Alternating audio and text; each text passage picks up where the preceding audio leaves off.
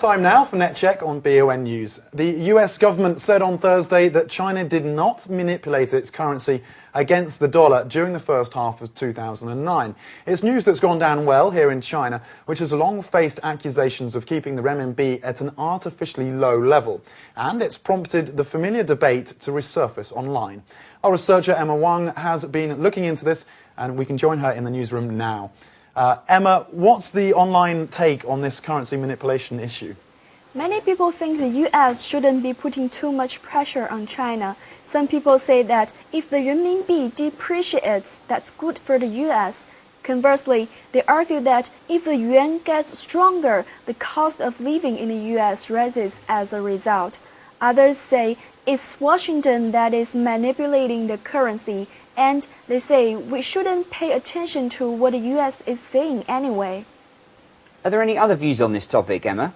Some people are looking at it from a personal point of view. One user says, I hope the renminbi appreciates more because that means we will have relatively more money to spend when we travel abroad and spend in other countries.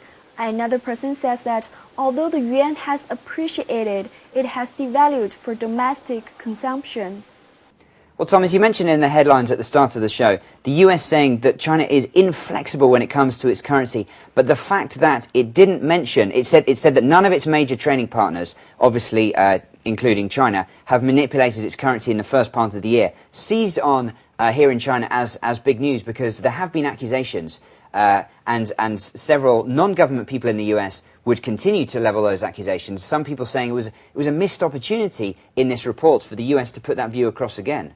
Yeah, either way, Washington was going to get stung on this. They've been attacked now by manufacturers back home in the US for not being stronger on China on this one, and you know, it's been seen as a positive thing here in China. One thing that sometimes gets lost in all of this is Washington pushing for strengthening of the yuan, but that would make the import of goods, of course, to China more expensive. It would make going and buying toys and clothes for the average US shopper. It push those prices up. So one side will gain, manufacturers, but the consumer will lose out. That's right. There's two very different views, to the big companies and the governments, and then just on a personal level, whether it's travel abroad or buying gifts. Yeah, and an interesting point from one of those respondents in the NetCheck saying, you know, if the yuan goes and becomes stronger, then I'll have more money to spend when I go travelling. Yeah, that's right.